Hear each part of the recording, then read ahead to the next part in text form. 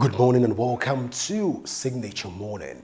I am Godwin Sunday, and with me this morning is Enokora Joel Okoli, Doctor. At least I forgot to add that, and he will be joining us this morning to help us make sense with a conversation about the challenges Nigerians from diaspora encounter, especially when they return back to serve in their motherland. But first, permit me to welcome Dr. Joe Enokora Okoli to the show. You're welcome to the show, sir. Thank you very much. All right, sir. At least I forget to also mention that Dr. Joe is the former MD and CEO of Nsitf. He has served in various capacity also in his lifetime also, and currently he's the vice chairman of the vice president of Abuja Graduate School. You're so welcome to Signature Morning. Thank you. Let's get to you talking right away, sir. Thank you. First, there are a lot of controversies that tend to be built around your personality when it has to do with the way you left the Nsitf. So let's begin with that conversation, and believe that a lot of people don't even know about that conversation. But what actually led to you being suspended from office? People have said that it is due to alleged abuse of office and some other incident. But let's hear from you. What actually happened? What's the story, sir? Okay. Well, thank you very much for inviting me to this show. And I've agreed to do this show for 4 good reasons. One, for believers in God, to believe that there is always God. Some lady sometime in the past said, "There is God," oh, and people laughed. But truly there is God. If we believe in God, whether Christian or Muslim, God will never let you down. He'll be faithful. So I'm doing this interview because of that, to rekindle faith in God by anybody suffering or going through any tribulations. 2, people in government. When people are in government, they think it is forever. But nothing lasts forever. No condition is permanent. So when you are in government, always bear that in mind, that one day you will be on the other side. So treat people as you would like to be treated. That's my second reason for doing this, because I wasn't treated fairly by people who were above me. And I'm sure they're regretting it today. Then another reason I'm doing this is because of my brothers and sisters in diaspora who are always cajoled about coming home, why are you still abroad, this and that and the other. For them to know that you are not coming home to El Dorado.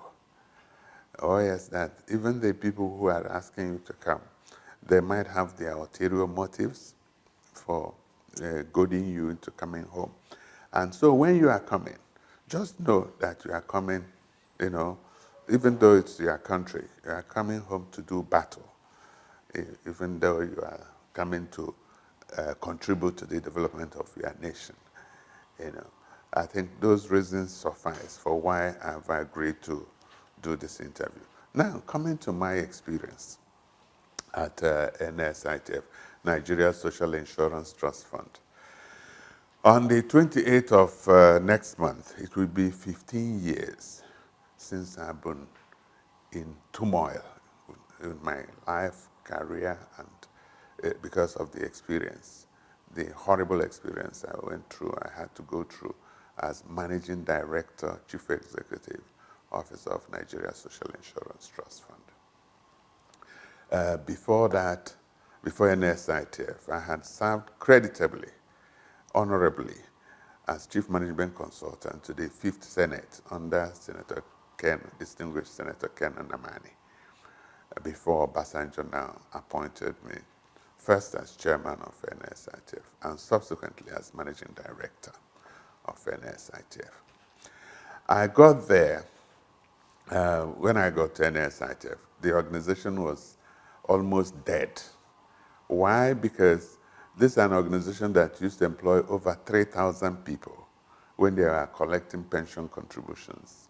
Okay, but in 2004, when the Pension Reform Act was enacted, and then pension fund administrators were created, they stopped collecting contributions. So that was the end of Nsitf practically. And their staff strength had gone down from over 3,000 to under 100. So Obasanjo challenged me with going in there to reform, revive, and reposition this organization to provide social protection, social safety nets for Nigerians. And that's what social security organizations or agencies worldwide are supposed to do. They are called other names in other climes. But that was my challenge. And what I have in my hand is what I would call my mandate.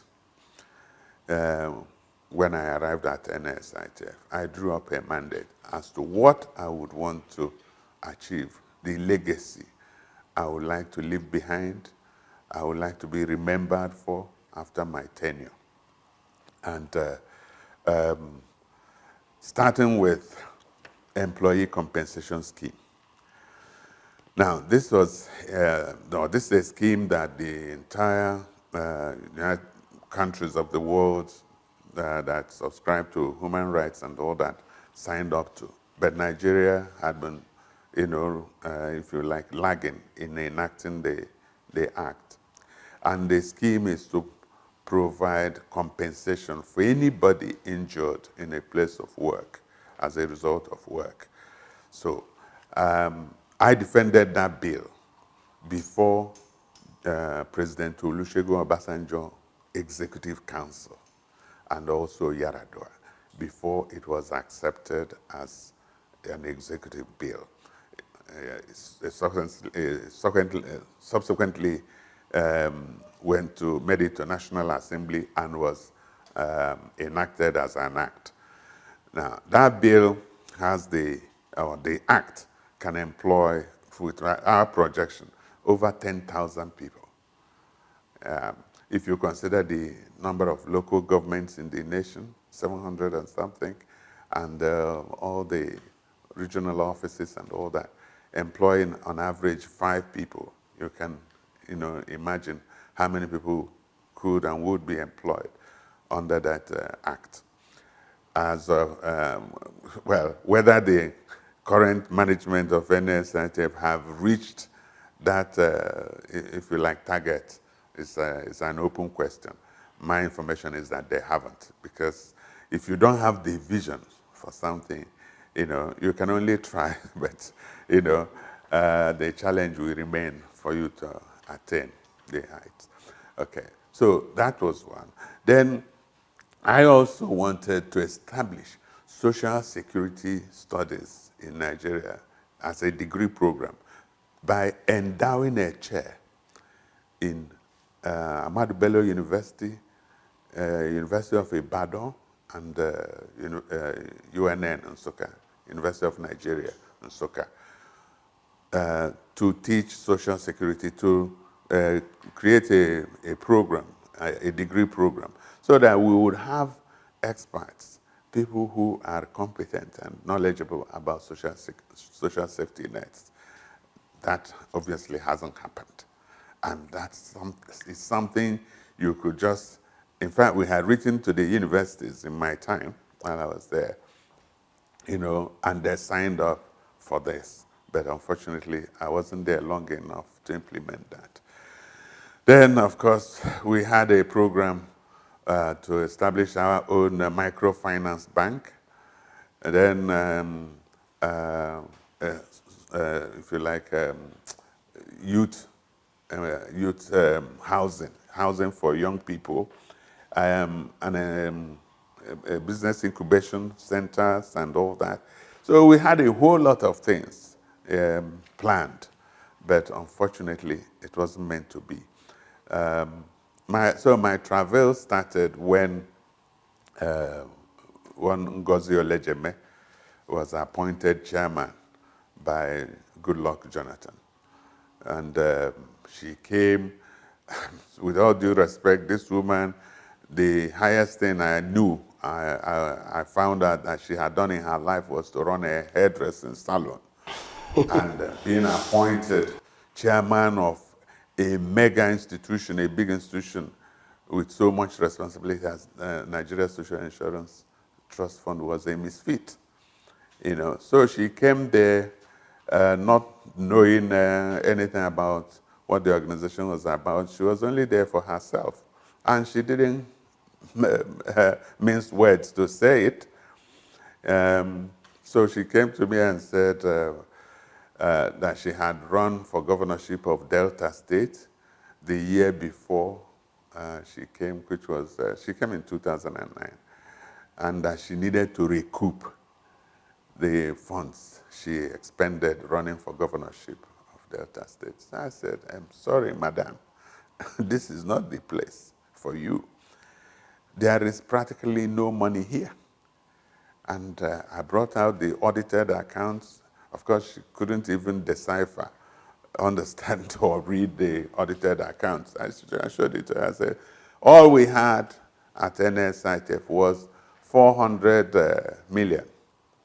No more, no less. And that money was to cushion the transition of Nsitf from its moribund situation to activity when the Employee Compensation Act is enacted, and then Nsitf would swing back into serious operations.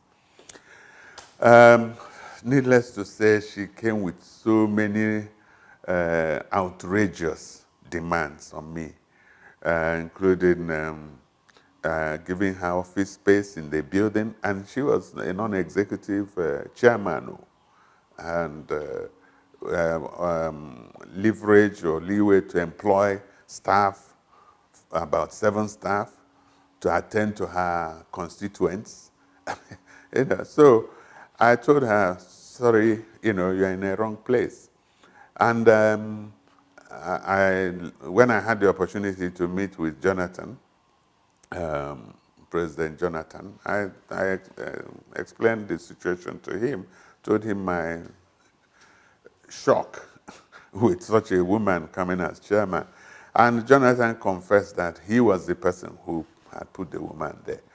Little did I know that this woman had her special relationship with the president, President Jonathan, and Gordon Obua, who was Chief Security Officer to Jonathan. I'm sorry to call names. I have to, and you can verify whatever I say. I'm sorry, I have to mention names, and these are facts. You can check them out. So the woman was too powerful. Ministers were running scared of her, And at the same time as she was appointed chairman of Nsitf, Jonathan also appointed her deputy treasurer to PDP, the ruling party. She was deputy to Nenad Usman, who was the treasurer at the time. Can you imagine? This woman didn't go to school, and she was wielding all those, powers, yes, and positions. She was throwing her weight around. So who was I, an ordinary MD and all that? So I was nobody to her. And when she saw that I wasn't buckling, I wasn't going to submit to her intimidation and whatever, she contrived with people from within who were resisting the reforms I had come to implement. People from within and from without.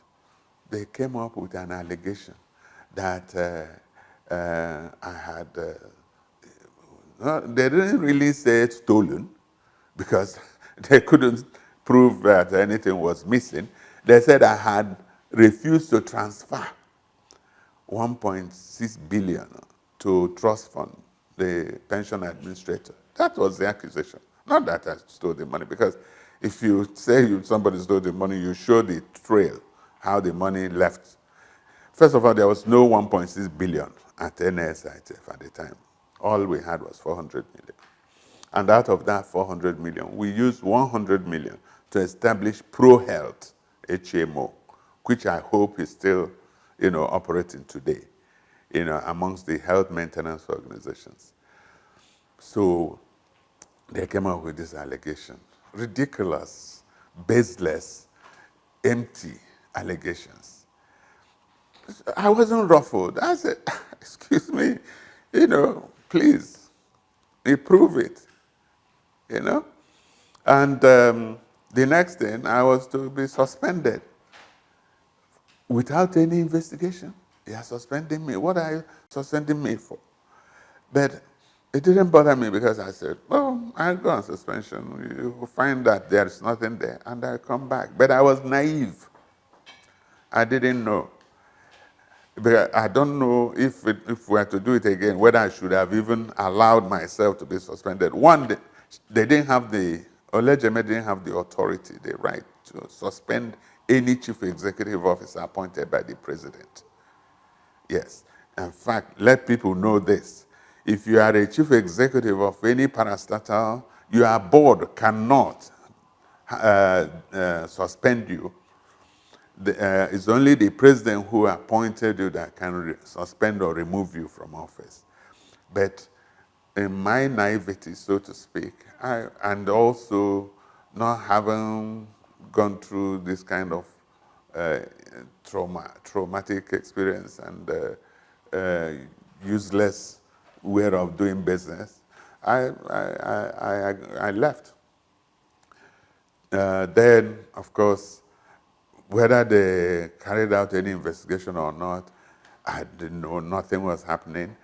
The next thing, the minister then, Adetokunbo Kayode, now wrote to me to extend the suspension indefinitely. Then there was also a report to the police.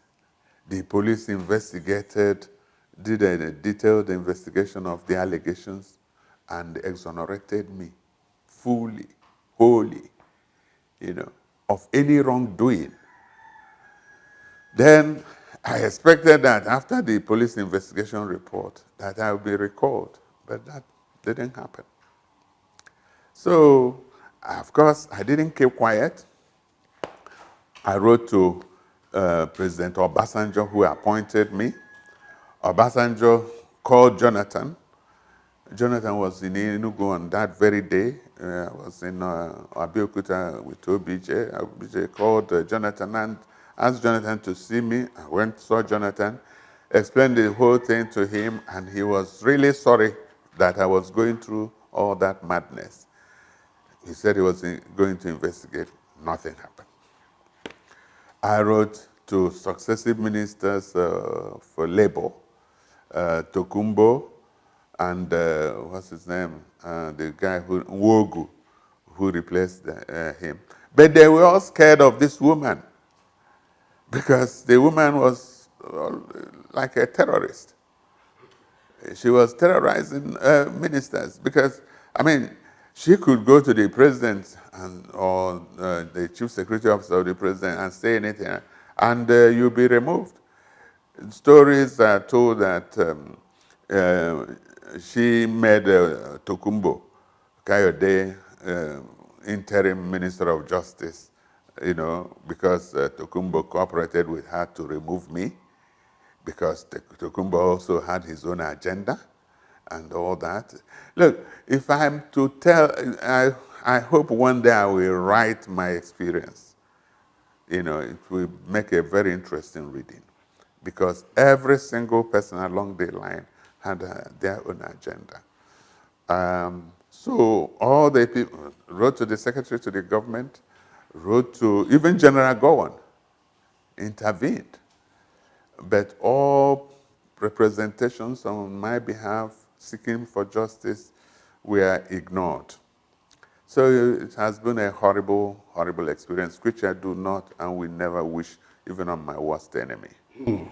Dr. Joe, you forgot to also mention the part of the car allegation. Said you took public funds to get personal cars and vehicles for yourself. How correct is that information? My dear, that there's no truth at all in that. Um, and the police investigator, it's in the police report. Um, what usually happens when cars are boarded, when old vehicles are to be sold, you get the Federal Ministry of Works people to come and report on the status of each vehicle, and that was done. Then you now write a memo to the supervising minister who goes through the report and approves yea or nay whether to sell off the cars or not. And there were several cars that were sold, very old vehicles, Toyota Condors and stuff. Nothing extraordinary, nothing new. And several staff purchased, as I did, at the prices published.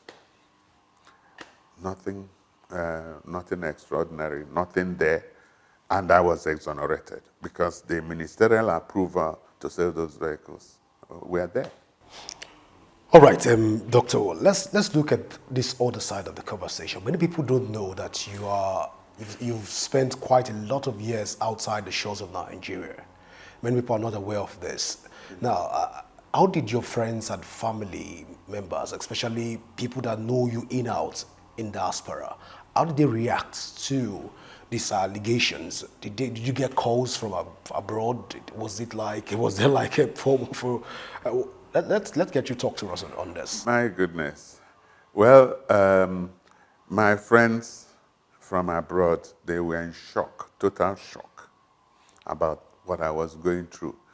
Some of them were saying, Joe, why did you even bother going there?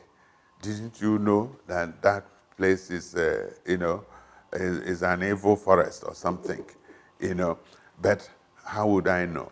How I even got noticed while whilst in diaspora. I had my education in Canada, my postgraduate and qualifications and all that in Canada. Then came out to UK to work. Started off as editor with West Africa International Magazine, and then worked with the Ministry of Trade and Industry, the British Ministry of Trade and Industry, before going into my own private business in property and education and training. As at the time I came back to Nigeria, I had 5 um, educational centers in London, in Greater London. And there was this television company, Echoes from the Valley, they call themselves. What they were doing, that was how I was found in the first place. What they were doing was, whichever country, foreign country they went to, they go to the Nigeria High Commission and ask for names of Nigerians that were doing relatively well, financially and otherwise. So that was how I got a call. They came to my office, interviewed me, and then several other people, of course, from different countries. They interviewed me and they aired their interview, their broadcast on Nigerian television, I think AIT then also, and NTA. So then Obasanjo came along, and Obasanjo must be credited and respected for recognizing Nigerians in diaspora and what they can do. Obasanjo, whichever country he visited, he would ask the High Commission or embassy in that country to invite Nigerians, respectable Nigerians, to lunch or dinner. So that was how I first met Obasanjo. And then when the opportunity came, Kenan Amani became Senate president. I was recommended to him as somebody who could come and sort out his management affairs in the Senate. And so I got the usual phone call, and I came back, worked creditably with Kenan Amani, and you can go and verify. The first internet in that National Assembly was put in by me, and this was in 2005. So my friends in diaspora who were thinking that, oh, if or if and when Joe gets there and gets settled, it will be a platform for them to start coming. But when they saw or heard about my experience, till tomorrow, very few diasporian Nigerians would want to come here for anything, which is very sad, because we have eminent and highly qualified Nigerians out there who can add value to what is going on, to rapid development of this country. But unfortunately, that hope is continually being dashed and rubbished, you know. So to answer your question, they could not believe what was happening to me. And some of them will say, if it can happen to Joe Okoli, then forget it for, less. Because I'm known as a strong man. People, say that, and I don't know that I'm that strong. but they say if it can happen to Joe Okoli, then, there will be a small fry, So they were totally disappointed, and that fear on their part about coming home is still, in fact, it's been amplified, especially now. So how then did your family now receive the report? Who? My family? Well, I thank God I'm blessed with a very good wife, a very professional person. By the way, to talk about her, she's the first African woman to be appointed Director of Public Health in England. In spite of their racism, she's a Nigerian, of course. In spite of their racism and all that, she was combining the position of Medical Director and Director of Public Health in England, the first woman ever, African woman. So being an intelligent woman, very professional, and she comes from a very academic family, she could help me, analyze what was happening to me and remain a pillar of support and, sounding board throughout the ordeal. As for my children, I'm sorry to say they haven't recovered from that. Only one of them has been brave enough to come back.